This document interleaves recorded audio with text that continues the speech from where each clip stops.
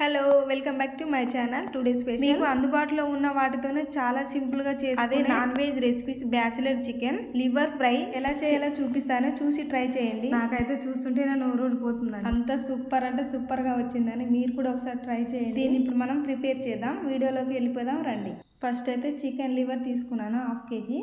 ఇది మంచిగా కడిగేసి పక్కన పెట్టుకోవాలి. ఇప్పుడు మనం ఒక పెద్ద సైజు ఉల్లిపాయ తీసుకొని సన్నగా ముక్కల్లా కట్ చేసుకోవాలి. ఆ తర్వాత ఒక పచ్చిమిర్చి ఒక 5-6 తీసుకొని అవి కూడా సన్నం కట్ చేసి పక్కన పెట్టేసుకోవాలి. మనం కడిగి పెట్టుకున్న చికెన్ లివర్ను మనం కడాయిలోకి వేసేసుకొని సాల్ట్ పసుపు వేసేసి బాగా ఉడకబెట్టుకోవాలి.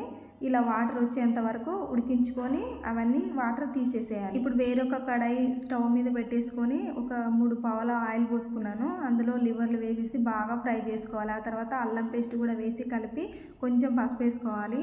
తర్వాత ఉల్లిపాయలు పచ్చిమిర్చి ముక్కలు కూడా ఈ లివర్ ముక్కలు కొంచెం ఫ్రై అయిన తర్వాత మనం ఇప్పుడు కారం వేసుకుందాం. ఒక 2 స్పూన్లు వేసుకున్నాను, మీకు తగినంత మీరు వేసుకోండి. ఆయిల్ మొత్తం ఇలా పైకి తేలేలా ఫ్రై చేసుకోవాలి. ఆ తర్వాత కరివేపాకు వేసుకొని కలిపేసుకొని కొంచెం అయిన తర్వాత మళ్ళీ పుదీనా కూడా వేసుకున్నాను. పుదీనా వేసుకొని కలిపిన తర్వాత కొంచెం సాల్ట్ తక్కువ ఉంటే వేసుకున్నాను. మీరు కూడా తగినంత సాల్ట్ వేసుకోండి. మొత్తం ఫ్రై అయిపోయింది అనమాట. గరం మసాలా పౌడర్ ధనియాల పౌడర్ వేసుకొని ఫైనల్గా కొత్తిమీర చల్లేసుకున్నాను. అంతే అండి, ఈజీ ప్రాసెస్లో చికెన్ లివర్ ఫ్రై రెడీ అయిపోయింది. ఇప్పుడు మనం ప్లేట్లోకి తీసేసుకుందాం.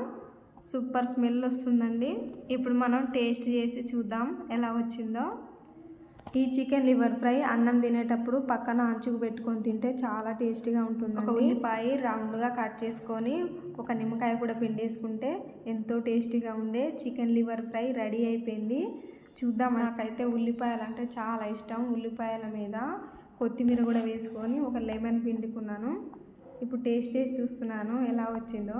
చాలా అంటే చాలా బాగా వచ్చిందండి, సూపర్గా. మీరు కూడా సేమ్ ప్రాసెస్లో చేసుకోండి. ఈ వీడియో కనుక మీకు నచ్చినట్టయితే లైక్ అండ్ షేర్ చేయండి.